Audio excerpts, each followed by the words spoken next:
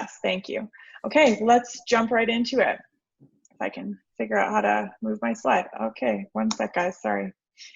So I want to go over this intention again for the meeting today. In a lot of Zoom meetings, I know that we just kind of mute ourselves. I know when I told you to mute yourself, I was thinking, oh no, I'm encouraging it. But the muting of the self, and then the shutting off of the camera, and then the just going to do something else while you're listening in the background. We sort of want you to come to play. We want you to actually be educated and empowered and connect with us, not feel like you're watching a TV screen. So we're absolutely encouraging you to ask and even offer your answers to questions. So I think the easiest way to do that without interrupting other people is probably with the chat.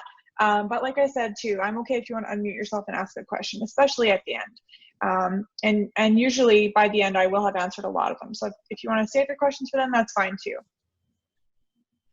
And okay, so here's a summary of what we're going to talk about today. A really key component of good leadership is asking for and implementing feedback. So I have some absolute shining star clients who will sit in a room and let their teammates tell them what they need to do better. That's like a 10 out of 10 leadership skill right there, in my opinion. And then I have some people that I know who just never ask their staff anything. It's almost like they don't want to know, right? So we're going to talk about that.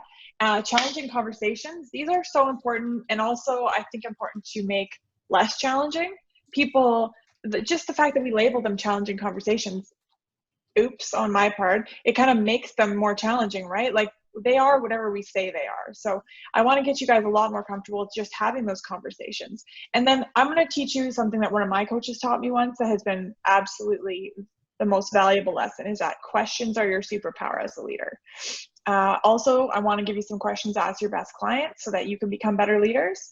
I want to talk about problem solving for leaders, being intentional leaders rather than reactive leaders. And if anyone is still looking for a pivot for COVID, then we can chat about that. I feel like a lot of people have already sort of figured their way into how they are working during COVID, but I wanted that on the list just in case. And then one of my fan favorites is your gigantic to-do list. I'm going to teach you a little trick about how to get rid of most of the things on your to-do list. Then last, we'll talk about 20 outrageous ideas, which is a problem-solving, fun sort of game activity that we like to do. And maybe we can do it as a group. If you guys are game, we can pick somebody's problem and we can do it as a group, or I'll just tell you about it depending on the time. So implementing feedback. So has anyone ever been to Thailand, or where else did I see this in the airports? Anyways, a very dirty airport, which is hilarious. In the bathrooms, they have a paper towel machine, and you don't want to touch it to give it feedback, but it has these 3 buttons: a smiley face, a neutral face, or a sad face. And I saw that a couple times because I have to pee a lot, but I thought that was so brilliant, but if it was cleaner, I would have given feedback. So I always kind of bring that up because if it's, we as leaders want to give people the easiest path to what we want them to do. We as leaders want to knock down barriers for people. We as leaders want to make it really easy for people to give us feedback. So what does that mean? It means that we can't lose it if people give us feedback. We can't take it personally and get offended if people give us feedback. We have to be very emotionally intelligent, very mature, and take it, let it sit with you, and then implement it, especially if it's from your key employees or your ideal clients. Okay. And you don't want to be that business owner who doesn't ask for feedback, because it is such an important component of leadership. I recommend that you constantly ask for feedback in order to improve yourself. Oh, we got somebody off mute making some funny echo noises there. Did we have a question? No? Okay. Just throw yourself on mute, guys, if you're not going to ask a question, and you can use the chat for questions at any time.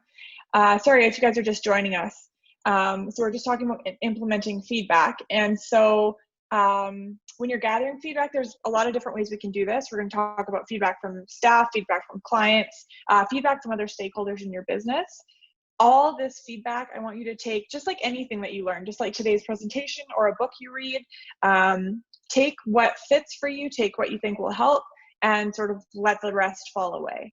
That said, when you're asking for feedback from your employees, it's really important that you hear them and you implement changes based on their feedback, because asking them for feedback and then not doing anything about it is worse than not asking for feedback.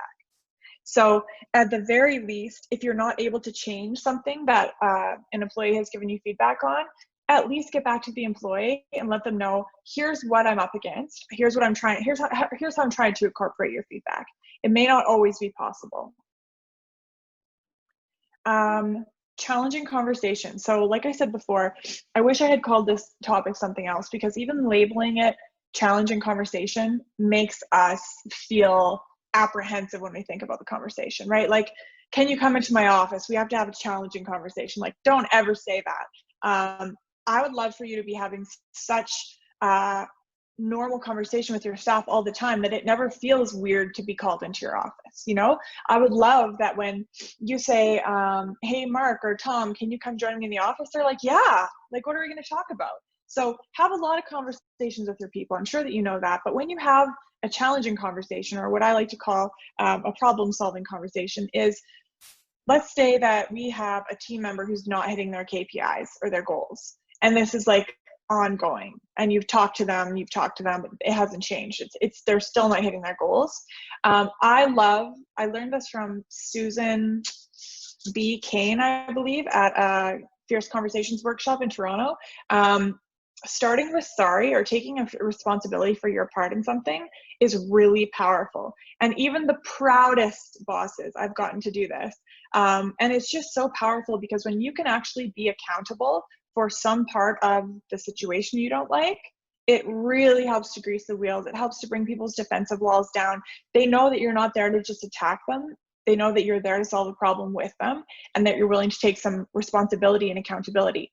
So for example, let's say that Catherine has been really badly behaving, not paying attention to the Zoom calls at all. And I'm Cindy. No, not, is Cindy still there, right? Yeah? Okay, I'm Cindy. Is Cindy on the call? I'm going to get in trouble for this. So if I'm Cindy and I'm talking to Catherine, I would find something, anything, that has contributed to Catherine's behavior. So I would say, Catherine, I want to talk to you about the Zoom calls. This is made up, by the way. You're awesome on the Zoom calls. I want to talk to you about, the Zoom calls, and I want to start by apologizing because I never gave you a clear set of expectations. Or another thing you could apologize for is like, we've had 9 of these now, and I've never brought this up before. So I apologize for waiting so long, and then right away, Catherine can be like, oh, she's apologizing to me, right? And then we can talk about what can we do to get the better results in the future. There's no point in going back and being like, you did this wrong, you did that wrong. Just go forward. Talk about what you want going forward, and ask questions, because without knowing what's in your employees' brains, you have no power to help solve the problem. When I was a young and terrible manager, I would always constantly just think, oh, I just have to know it all and tell everybody what to do. And I never asked questions, and I was terrible. And I'm constantly apologizing on these live programs to anyone who may have worked with me in the past, like when I was a new manager like 19 years ago, because I was the worst. So ask questions, and then once you hear the answers from your staff, you're like, it's often very simple to solve. You're like, that's the reason it was happening? Let me solve that for you. And then really listen. So I wrote listen all in caps, not because I want to yell the word listen at you, but because a lot of people don't listen the way that I would like them to listen. And my true definition of listening, I can't remember who I learned this from, but it is not my original thought. I think it's John Maxwell. We want you to listen with the possibility of having your mind changed. That's real listening. So even think about with your spouse, like my husband and I have a perfect one we can use. He leaves a set of shoes at every door in our new house, which is bigger than our old house. So there are more doors and there are more shoes just sitting by the doors. And it's like, when I tell him I'd rather leave his shoes in the closet, and he's like, no, I need them by the door. It's this constant conversation where nobody's really listening to the other person, right? Because I'm not listening to him with the possibility of having my mind change. I'm just like, okay, and then I just put them in the closet when he leaves. So that's the wrong kind of listening. If I was really listening, and let's say Catherine came to me with a problem, and I had a very different opinion on it, like let's say that, actually I have a great example. So hiring process. So let's say in your hiring process, you think that you should include like a caveat, like we don't hire people who are like this. But then the other person believes, no, that's not right. We can't have that in our hiring process. Those two opinions just talking at each other over and over again is not going to work unless the leader is listening with the possibility of actually changing their mind. Like, go into a conversation and think, I might leave this room having my mind changed. That is listening. And then, like I said, focus on the outcome. So focus on the results you guys want to achieve down the road, going forward. What do we want? Not necessarily the method or what's happened in the past. And when I say not the method, this is sort of a call to micromanagers. So if you want them to achieve a certain result, give them the result that you want, agree on the result. Better yet, get them to help you come up with a result or goal, and then let them figure out how to do it unless they need help. Because as bosses, sometimes we think we need to teach them what to achieve and how to achieve it. But because they are boots on the ground, they actually have much better ideas. And they have other skills and intelligence and experience that we don't have. So if you just get clear on what you want the goal to be in the future and don't nitpick about the method, it's very empowering for your employees, and oftentimes they'll have the best solutions. So I don't know where you guys have your gallery of faces, but mine was at the top and it was covering these important words. So yeah, you might have to move yours. So questions are your superpower. One of my coaches taught me this once. Now, there are a lot of reasons why questions are your superpower, but the number one reason questions are your superpower is because when an employee or a business partner or a client or your husband comes up with an idea themselves, they actually rewire their brain. They have that new neural pathway. They are way more bought in because they helped to create it, or they fully created it. So, and a lot of people say like, well, if I just ask open-ended questions or, you know, whatever questions, my staff might come up with terrible ideas. And then what do I do? It's okay to ask slightly leading questions in this case. Okay. So if you have a staff member like who is pretty shy, doesn't want to share a lot, and you've just been telling them what to do in the past and you want to kind of ease them into this, I would have a very casual conversation, which I would encourage all of your conversations to feel casual. Like we talked about in part 1, leadership, you don't have to take on a different tone. You don't have to get angry. In fact, you should be most kind when you're delivering, you know, these kind of conversations. But just asking a question like, so how's it going with booking appointments? And they might say, well, good. Okay. And we had set that goal, right? That you were going to book 100 appointments a month. Yeah. Okay. So did you have any ideas how we could get closer to 100 a month? And if they don't, just don't talk. It's the most uncomfortable thing ever, but using silence as a communication tool is really effective. And when you start to teach your staff that, hey, I'm just actually going to be quiet. I'm not going to talk till you come up with the answer. And that's okay. Oh, it's okay. I can wait. The quietest, most shy, least likely to share people will start giving you the best contributions. It's amazing. Yeah, so questions are your superpower. If you take only one thing from today, please write that down. That is very, very powerful, okay? And also when you're asking questions, please make sure that they're not questions that are sort of useless questions or wrong-making questions. I'm not sure if you guys have heard me talk about this before, but a lot of us as human beings are wrong makers. We love to be like, well, that's wrong, gotta watch out for that. That person's not obeying the law. That person's not wearing a mask. So we have to really shut that part of our brain off, right? So ask constructive, positive questions that can actually help you lead to the result you want. Don't ever ask something like, why would you do that? That's an example of it, not a good question. You know, what can we do to get this result going forward is good, or how can I support you in achieving this result? But if you're asking a question like, why would you do that? Or like, what were you thinking? That doesn't count as a question. That's a superpower. Hope that makes sense. Okay, so we are hoping that people will play with us and share. And I know I have some friends on this call that I will call out by name if you don't volunteer. At least they're on the registration list. So we want you guys to share, anybody, share a time you had a challenging conversation and maybe one that didn't go too well, and how you're going to use this new information to help you do it better next time. Someone unmuted?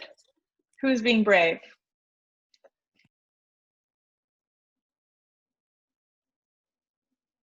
Where is Jaden? Hello. I know you're on here. Oh yeah, who's talking? That's me, Margaret. I'll go. Go ahead. So I had a staff member that's been with me for about 7 years, and I do taxes, and of course the returns have to be accurate.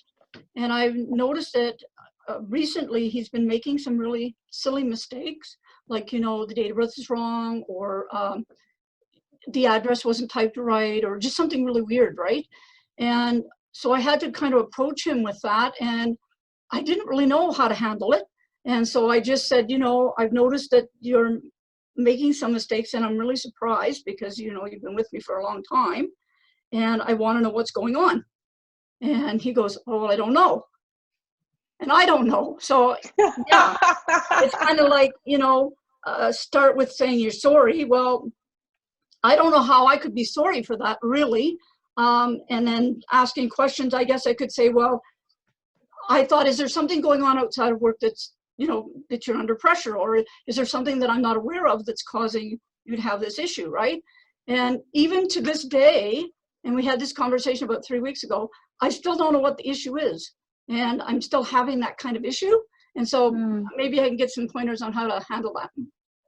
Oh, live hot seat. Never fun. Okay, this is a good one. Okay, so you did ask a question in there somewhere. It was, I think it was one that you came up with hypothetically though, but you haven't asked him directly. What was the question that you came up with? You said it about 30 seconds ago. What is going on for him? Yeah, like what is going on in his life?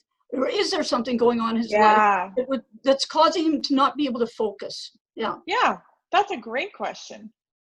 So I would ask that without breaking any employment standards or human rights laws, you know, but also like you could ask questions about like, is there too much work? What do you think we could change for you so that this doesn't happen going forward? And the other thing too is everybody says that at the beginning when in their first experience of my leadership training, they're always like, what could I possibly apologize for? You know, like, and I do get that. But if you can find something, if you can challenge yourself to find something, I promise you the conversation will go better. It's like magic. So how long has it been going on for? I noticed this just in the last few months. Okay. And so that's maybe, I thought it was associated with something that might be going on outside of the office. Yeah, so I would just say, okay, I want to try this conversation again, and I want to apologize because maybe, you know, when it started a few months ago, I should have came to you. So I'm sorry I didn't come to you sooner. And I want to ask you what changes we can make, me, you, your computer screen, like, is there anything that we can change in order for you to get these details right going forward? And then he'll give you the answers. He'll tell you, well, especially if you're approachable, especially if you're not I think one of my clients calls them desk beaters, you know, like you don't get mad when people tell you something. So if you can be kind and calm, you're more likely to get the true answer. And then you can knock that barrier down. Like maybe he's having trouble seeing. Maybe he needs his eyes checked, or maybe he's got too much work. Or like you said, maybe something's going on outside of work. You know, I never thought about maybe his eyesight, maybe he needs to have his eyes tested. Maybe. He doesn't wear glasses, so yeah, that could be it. Yeah, I just, if you don't mind, if I could make a suggestion, I work in writing and often it's detail oriented. One idea might be talking to him about ways for him to do some QA/QC on his own work. Often we just have to take that extra time and double check details. And if you're in a hurry, if you're rushed, if you're feeling under the gun, or if you're just losing interest, you might not take that time. So maybe coming up with some solutions around review and editing, or working together on that might be the ticket. If everybody makes mistakes, but sometimes the key is on how you check yourself or work together with someone else to check those details. I love that. Thank you. Yep. He could even come up with his own QA/QC list. Like he could be like, I'll always double check the birth date. I'll always double check the SIN number. I'll always double check the line 22 or whatever. Thank you so much. Awesome. You're welcome.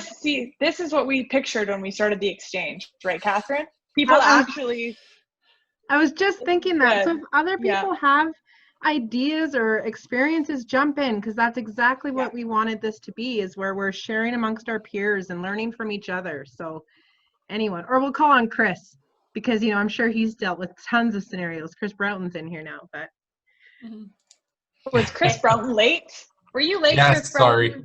sorry. Oh, my friend. Let me down. I'm trying very quickly to search through the chat box here, but there's so many comments. Vaughn teaches how to solve problems, so he should probably be jumping in pretty soon.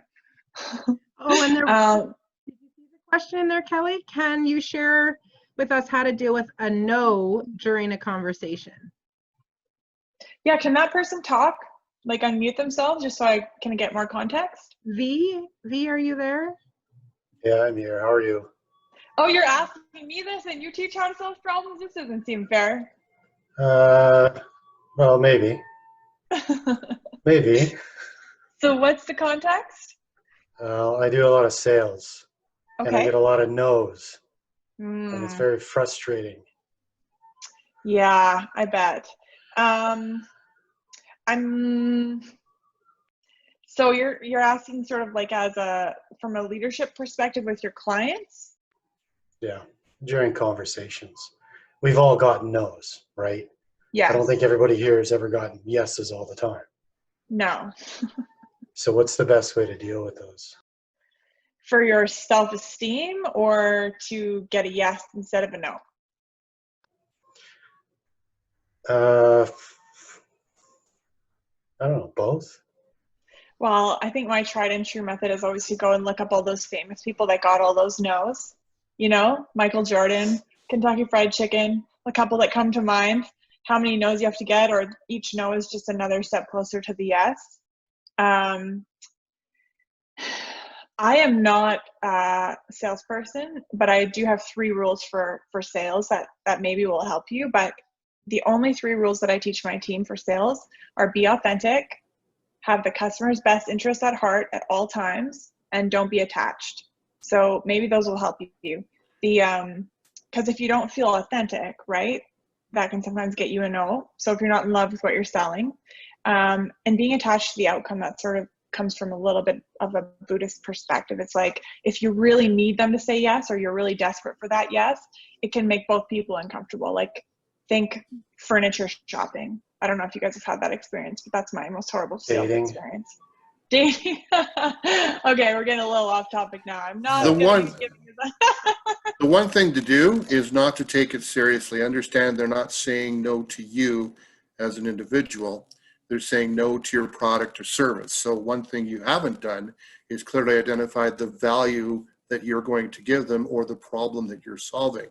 If you could go in there and show them the value and show them the problem that you're solving, more often than not, you won't get the no so quickly. So again, it's all about not taking it personally. A lot of sales reps go in there and they get told no, and they're taking it personally on themselves when it's not them for the most part. I mean, if they're going in there acting like a jerk and cocky and arrogant and doing all those things they're not supposed to do, as Kelly would say, being authentic, then yeah, maybe they are rejecting you as a person, but more often than not, 9 times out of 10, they're not rejecting you. They're just rejecting your product or service. So you have to go back and analyze your call. How did I best put forth my product and service, and how is it solving their problem? If you don't know there's a problem, then obviously ask more questions.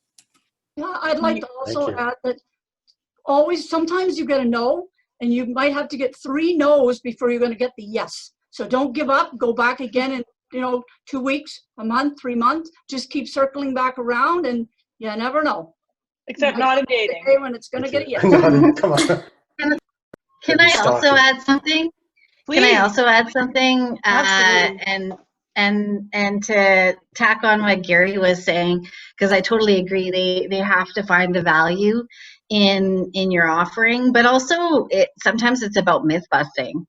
and actually kind of getting to the understanding the objection, because I've had clients say no, no, no, and when you leaned in and you discovered a little bit more, it turned into a yes. With questions. When you Mhm. discovered a little more with questions? Yeah, I love that. May I Yeah. add something too? Of course. I love what everybody's saying, like, absolutely, like, don't take it personally. They may not be in a position to say yes. They may not have all the information, like, don't make assumptions.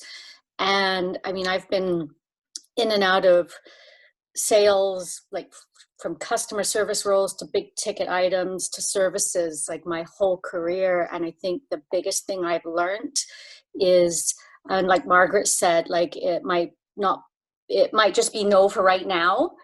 And keep asking. But I think what's important for me in that process is be really authentic. If they're saying no, respect the no, and then use that opportunity to build the relationship and make the connection. Because what I have found, the more authentic I am and the more genuine I am, the more then you get more yeses. It just seems to organically happen that way. And even if you don't get a yes in the long run, you've built a connection, you've built a relationship, and you don't know what might come out of that. You may not have got your sale, but you don't know what that's going to bring down the road either. So Another technique you can use Brilliant. sometimes when you get a no is to really look at the client and say, I appreciate it, I understand it, thank you very much.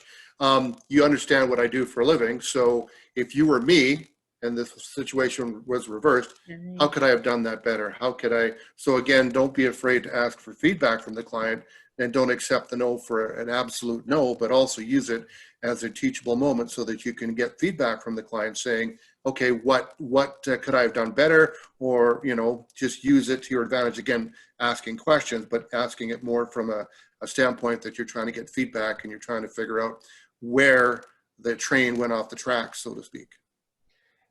Thanks, guys. Can I add something just quickly? Yeah. Okay, so Dave? Hi. Recognize that voice anywhere, Dave. How's it going? First time here, so thanks for having me. But you're gonna get way too much of me today, Dave. That's okay. Okay. I have a unique situation in that I don't have a lot of customers, but the ones that we do have are very important to us. And when I'm introducing a new customer, because I work with oil companies up north, so there's only a finite number of oil companies, and a lot of times when we make the initial touch base, my question isn't typically, here's what I can do for you. It's I just like to meet you, and my question usually for them is, what are you not getting right now? Because I'm looking at, I don't know many of you. I'm kind of looking at a few things and kind of getting a sense of where people fit into which industries and so on. But if I had somebody who said, I'm looking for a really good tax person, then if I have a good relationship with, the lady that was just talking that has the tax business, then I can say, hey, I got a solution for you. So it's not always necessarily like they know that they have needs. We don't know what they are. And I probably most times can't supply that need from my business, but I know somebody who can.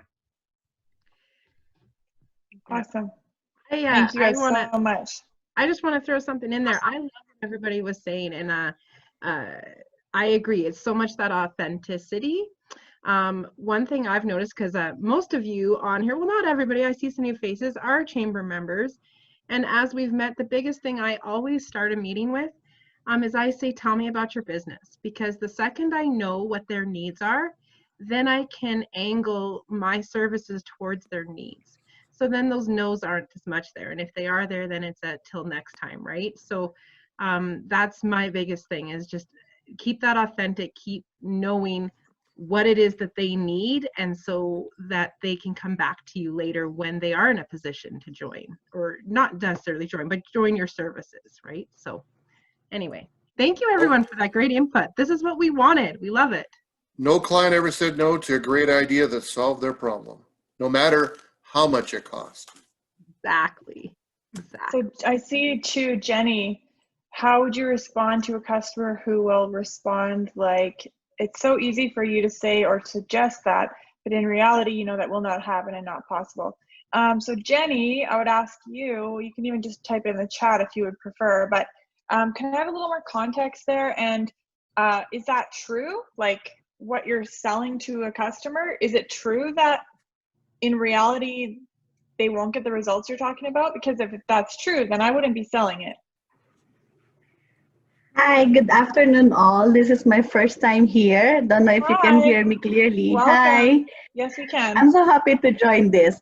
So like I work as a small account manager at ATB Financial, and I have a customer, which I believe like our team also discussed this thing, but I just want to see like outsiders' point of view or feedback. So I have this customer having a conversation like, oh, how to we offer like deferral, and then because of this COVID, and then we see like work out through your cash flow, see how can we make a savings there, or if the deferral is really like the best way for you, because like at the end of the day you still have to, the interest will accrue and then you still have to pay it back. And then, but then the reason why I said that is they have like funds on their checking account. They just want to touch it just in case. So they want to do the deferral. And so then my suggestion, okay, so make sure what good. I know, Yeah. what's best for you because you're the business owner. But that if you have the funds there, see, like use it. But then the customer Sorry, just Jenny. said like, just one yeah. sec, Jenny. Sorry. Hey guys, if you're not Jenny, can you just mute your screen for a sec, just for now, please? Thank you. Sorry, Jenny. Go ahead.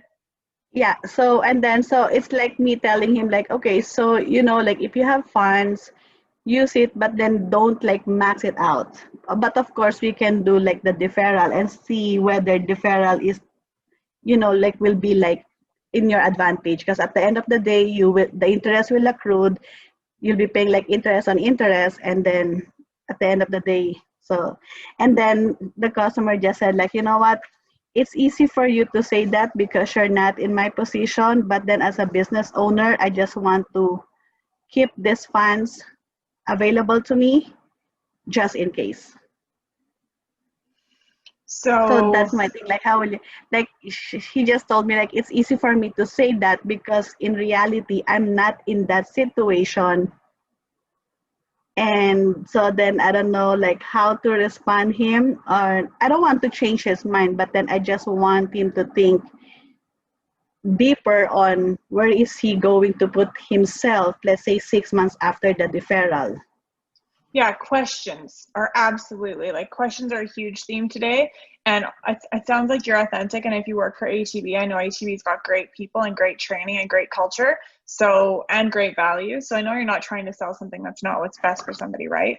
But I think if you can ask questions of him and then really listen to his answer, and I find that a really effective way to let somebody know that you hear what they're saying is, yeah, I get that. Like, I get that I'm not you. I get that. Yeah. So does that answer your question? Yes. Yeah. Okay. So just sorry. like be straight that I get that. Yeah, be totally authentic, but also remember, you don't have to talk the whole time. You can just ask questions and really listen. Okay. Yeah. Thank you. Sorry if that wasn't what you were looking for. You're welcome. Thanks for asking a question, though. Okay, guys, so we usually would take a little dance break right now. So if you need to get up, stretch, I definitely recommend at least standing up and sitting back down. Just move your body a little. It even helps you to learn more. I'm going to go grab a box of Kleenex for my allergies, and I will be right back. But then we'll jump into questions to ask your staff, okay? Have fun stretching or doing whatever you're going to do.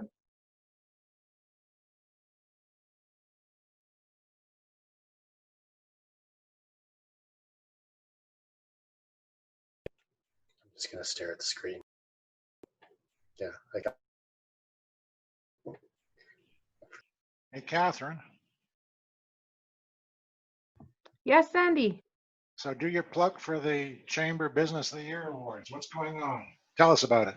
Well, you know what? I have Dominica right beside me, so I'm going to let her speak up and tell everybody about Business of the Year. Hi, everybody. Oh, the camera is a really terrible angle. Okay. So I have been working pretty hard on getting the Business of the Year to be live and in person. However, because of all of the restrictions that we have, we did have to change the layout of our event a few times since we originally started planning. So at this time, the event is going to be much smaller than we had anticipated. And so we are actually only limited to about 50 people per presentation. So we've had to split it up into 4 different presentations throughout the evening, where we will bring 50 people in, they will leave, we will clean, and then the next 50 people will arrive. So that being said, because we can only have the 50 people, we are only limited to have the finalists of each award, as well as some of our major sponsors. So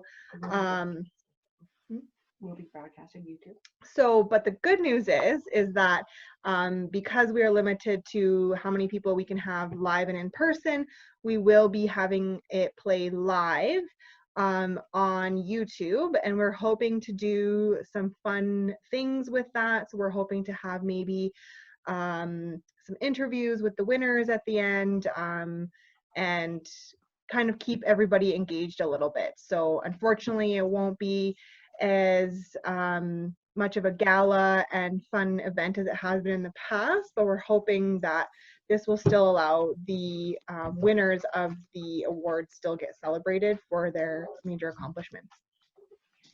I suggest you put the link for it in the chat box for the live event, the YouTube. Thanks. Yeah. Do we have the Thanks, link for guys. that? Yeah, we can find that and we can put that in there. Thanks, Sandy. That's a great idea. Do you want to email it to me? Because at least we can Everybody get 30 back? people here coming again. Yeah, everybody's back. We were just chatting about Business of the Year and how we're gonna be Crazy times. yeah, casting it live on YouTube. So we'll get the link and throw that into the chat here a little bit. So Awesome, awesome. Okay, so we're gonna go right into questions to ask your staff. I'm just gonna see if there's anything I missed here in the chat. Yes, yes. Oh, Catherine, oh, it's Thursday night, Sherry. Thank you. You're welcome. Okay, guys, questions to ask your staff. So you don't have to ask all these questions. In fact, most of my clients end up asking only one question, and they do it every month, and they do it by an anonymous survey. And the one question is this first question here. So on a scale of 1 to 10, 10 being the happiest, how happy are you at work? I like to word it like, depending on your culture, 10 would be, I'm never leaving. I'm so happy here. I'll never work anywhere else. I'm gonna retire here, sort of thing. And 1 would be, I'm looking for a new job tomorrow. And then I would follow that up with a question that just says, why did you choose that number? That's what I've found to be the most effective monthly measurement of employee happiness. Now, if you have a little bit more time with your people and you're doing a review or you're doing a longer survey, these other questions are great too. What would make you more happy at work? What would make you quit your job? A lot of people don't want to ask this question because they feel like it might trigger them to quit their job, but that's the opposite. This is a really cool question because people will tell you, well, if like I worked here forever and I never had benefits, and you're like, oh my gosh, they would quit if they don't get benefits. We should look at that because often that's a really, really good investment, and it doesn't cost you that much, and it actually makes a lot more sense tax-wise for both of you. Also ask them what stresses them out at work, so you can try and get rid of some of those stresses. Ask them what you think leadership could do differently, what leadership could do more to support you, and what could we do to make our customers happier. And I usually say besides lower pricing, because that's usually what everybody is going to suggest. But if you have been on any of my marketing seminars, you know that I always recommend that you be the best and charge the most. You don't compete on price whenever possible. So these are some good questions you can ask your staff for staff feedback. And these are good questions to ask your best clients. So when you have a lot of clients, like thousands and thousands of clients, you don't want to ask all of your clients. You only want to ask your top 10%, your top 10%, your most ideal clients, the people who you would love more of. Does that make sense? So you want to ask them things like, tell me about the best customer service experience you've ever had. What is the one thing businesses like ours don't do that you wish we would? You know, there's a lot of businesses who during COVID have been able to add new revenue streams or new products and really pivot successfully with that question. Ask if they can share an example of how we've exceeded your expectations. Ask if there's a time where we did not meet your expectations. And I love to ask our ideal clients what hobbies or interests they have, because then we really get into some psychographics along with demographics. Because if we can really get to know who these people are, you'll start to notice that your top ideal clients, the ones you love the most, who always pay on time or are just a dream to work with, they share similar hobbies and interests with other ideal clients. And that's who we're looking for. So we also ask, what does success look like for you? And you can make that a more specific question, like in regards to this, your industry or working with us or whatever. But when you can get their own words about what success looks like for them, and you can use that in your social media posts, on your Google posts, like in your conversations, it just helps you be that much more effective. And last, of course, we want to know how our clients heard about us or what media they consume.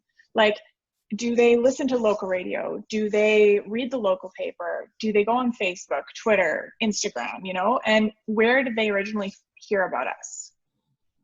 And I'm trying not to get into marketing, but as soon as you know the answer to that, then you know you can do some quick calculations and spend your time more wisely as a marketer. Kelly, did you say Chris, did you see Chris had a comment? Chris, maybe you want to speak to that comment a bit? No, let me go find the chat. Thanks, Catherine. Mm-hmm. Are you there, Chris? I am, yes. I was getting Kelli-Rae get caught up as well. But no, it was just an example of your questions to ask your employees. These are great questions that I use to conduct what I call stay interviews rather than exit interviews. So it's a term many human HR professionals will know. But rather than waiting till an employee leaves to start collecting that feedback on why they're leaving, it's best, especially with some of your star employees, collect the feedback on why they're staying. And that way you can help improve the workplace overall. Love it. That's awesome. Love the term too. So problem solving for leaders. So these are my rules for problem solving. So face the challenge head on. Try not to blow it up, like make it too much of a problem. Do you know what I mean? Like don't be dramatic about it. Don't blow it out of proportion. Face the challenge head on. Get really clear on what it is. And going in, know that you will be better for it, because every single time we have a breakdown or a problem, there's a breakthrough afterwards. And if you start to look for that in all of your relationships, you'll probably start to learn that is after every breakdown, there's a breakthrough, because we're going to learn something, right? We're going to become more connected after we solve a problem. And every problem is an opportunity for growth. And then remember to be honest and transparent when you're communicating. Set the example here with your staff. Like, you want to be really open, honest, transparent, and open-minded, like open to their suggestions. Be really, really open to their ideas, and encourage brainstorming. I think this chat is, it's hard for me to focus with the chat. Oh yeah, thank you, Lindsay. I should have given Chris more kudos too, actually. I love that. Lindsay said she wished she would have had the opportunity for a stay interview at my previous workplace. Awesome. Okay, does anyone, I think we might have to skip this slide. It's 12:47. I'm going to skip this slide because we have more to talk about. But at the end, if you want to stay around, we'll talk about anything you want. We'll answer any questions you want. You guys have me till 1:30. So be intentional. So if you, and if you guys aren't talking or asking questions, just please make sure your mic is muted. But being intentional is a huge part of successful leadership. You know, not being intentional, or the opposite of intentionality, is like basically just rolling out of bed and walking, you know, getting ready, whatever, walking into work with no intentions, just showing up and reacting and responding. And that is not the best version of yourself, right? So if you want to be an intentional leader, and this is how I usually do this exercise with people. I'm going to do it really quick with you guys. So if you can think back over your career and think of 3 characteristics that have made you the success you are today, you know, and if you don't think you're a success yet, then only look at the things that have made you successful. So come up with those 3 words, like I am like stubborn, or I persevere, or I never give up. I believe in myself. They don't have to be just words. It can be sentences, but come up with the 3 things that have made you successful so far. And then put reminders of those words everywhere, because those are going to help you achieve your next goal and your next goal and your next goal. This is something that a coach asked me once, and it was hard for me to come up with the words. When I finally figured it out, I set them as a reminder on my phone. So many of you know, if you've worked with me at all, that I don't have any notifications on any of my devices turned on ever. Like I will never answer the phone unless I'm looking at it, because the phone call is the one that still shows up. But I do put reminders on my phone that show up that remind me to be who I want to be. And so the other thing is, you can make your passwords things that remind you who you want to be. Like, I always do that. I'm not telling you my password. I was about to give you an example. But so if you can make a password that is something about you being that leader that listens, or a leader who inspires, or whoever you want to be as a leader, which I would love to know from you guys, who you guys want to be as a leader, like what words would describe you as an ideal leader. I'd love to hear those words. But yeah, somebody share, let's hear some. Well, I wanted to Margaret made a great comment. She said, leaders become great not because of their power, but because of their ability to empower others. I love Absolutely. that. Yeah. Absolutely.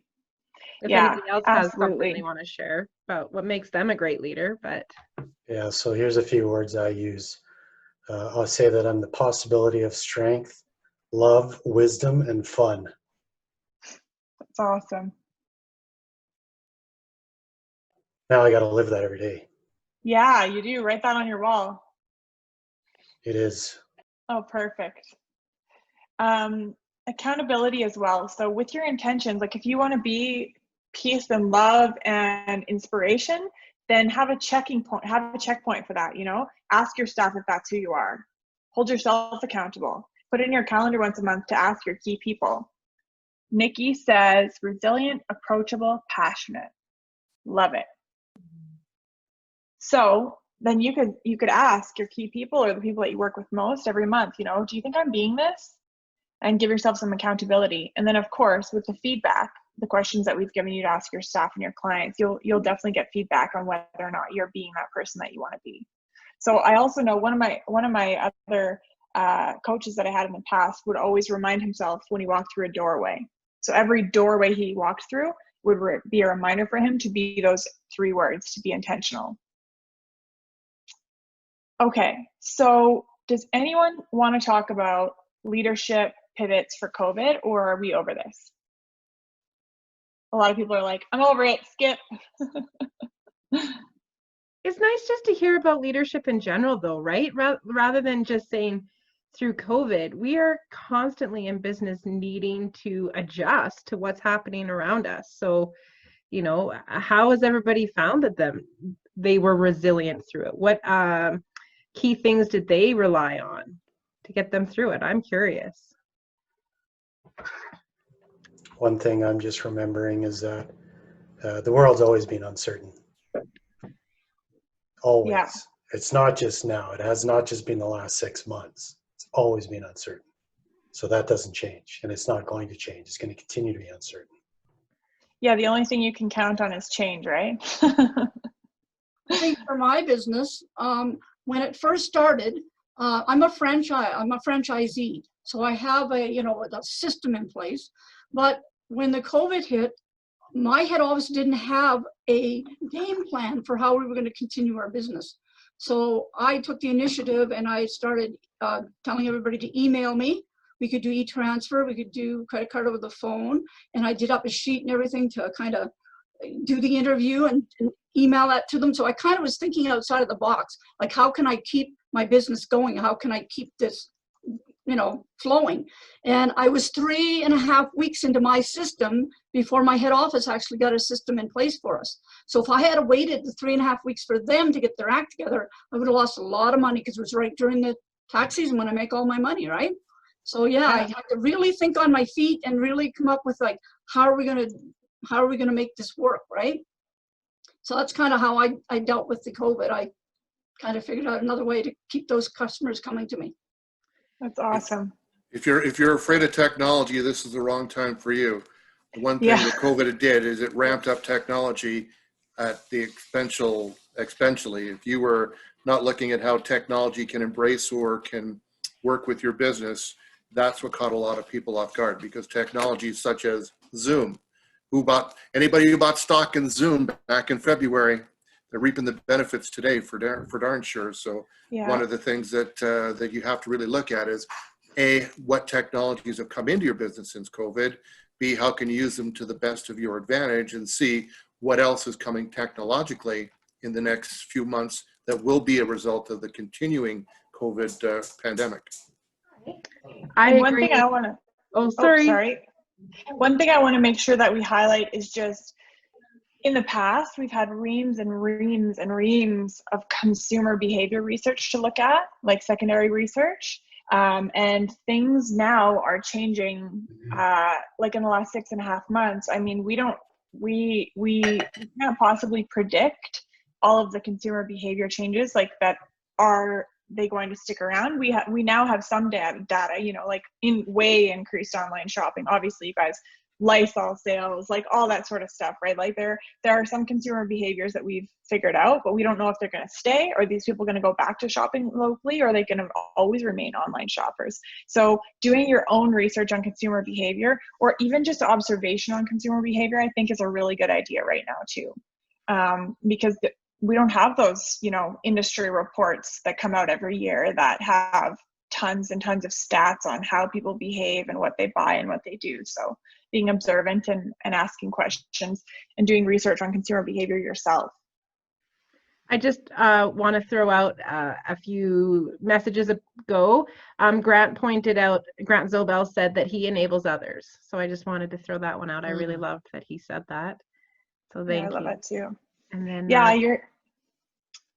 go ahead. And then Sandy said a comment too. Do you want me to read that, or you trust? Sure. You to get to yes and success.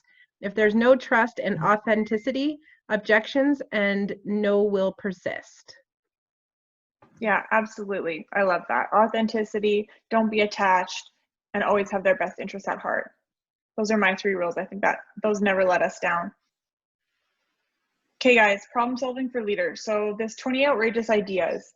I actually learned this from Tony Robbins a long time ago, and a lot of people don't like Tony Robbins, so just don't judge this based on Tony Robbins, okay? And also, everyone has their strengths, and this is one of his for sure. So problem solving. So these are some kind of questions that you can ask. What can we learn from this problem? What opportunities are hiding in this problem? What is great about this situation? What are we willing to do to figure this out? What are we not willing to do? For example, compromise our values. And how can we enjoy this process? So those are some questions to ask yourself with your team as you're doing it. And then the 20 outrageous ideas exercise is basically, it's 4 minutes to 1. So I'm going to just tell you about it. So you want to really get your people in kind of a silly mood. That's why we named it outrageous ideas, or you can call it 20 silly solutions. But you want to get everybody in the room feeling, especially if you work with like engineers or like other introverted personality types, you really want to get them accountants. You really want to get them feeling fun and safe. Okay, so like nobody can say the wrong answer. And so the 20 outrageous ideas is basically we go around the room and we get every single person to share an idea, and their first one has to be silly or outrageous. Like it has to be ridiculous. Like it has to be like, well, I think we should rent a sky plane writer thing that writes things in the sky, you know, like things that will make people laugh to get started. And then you continue to go around the room and everyone keeps giving you one more idea until you get to 20. And by the time you get to 20 ideas from everybody, you will often have a plethora of good solutions for that problem. And the last point I wanted to make on the problem solving front here is you must have those conversations that are sometimes uncomfortable to get through a problem. And I see, like I said at the beginning, and I'll say it again because it's pretty common, a lot of leaders know they need to have conversations, but they hype them up too much in their head. They think they're going to be hard. They think they're going to be challenging. They think they're going to be painful or awful. And they really don't have to be if you follow the rules that we learned today. So just have those conversations, and let's stop calling them difficult conversations. Let's just call them conversations. But you need to have conversations. You need to ask questions. You need to really listen, with the possibility of having your mind changed to solve problems. Did we have any comments on that last one that I missed? There was the one from Oh, Chris. Chris, no, I forgot there was an engineer on the call. Busted. Oh, Chris, you're hilarious. I was trying to name professions that I didn't think. I was going to say architect. I should have went with that. And you know what? They're not all introverted. I totally shouldn't have blanketed you guys like that. Just in my experience, when I've worked with those types of people, sometimes I've had a little trouble getting the brainstorming conversation stimulated. So I had to pull that example out. Most of us are, so. Thanks, Chris. Let me off the hook a little bit there. So this I just put in here because people love this. Like I teach a lot of these seminars, and I used to do them in person. And this one seemed to get like the most applause and like really like a lot of love, and they really favored this one. So you can apply the Pareto principle to your gigantic to-do list. So highlight the 20% of the stuff on your list that will make 80% of the difference.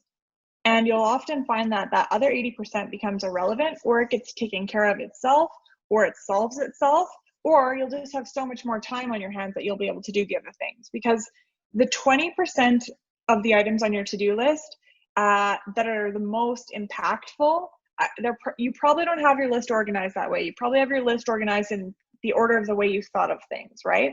And so if you can actually rise to the top, the 20% of things that will have the most impact, then you'll make your life a lot less overwhelming, and you'll get a lot of those to-do items taken care of. Guess you guys don't love it as much as everyone else. No cheering today. Okay, we talked about that. Okay, so we're gonna go back here for a second. Sorry, guys.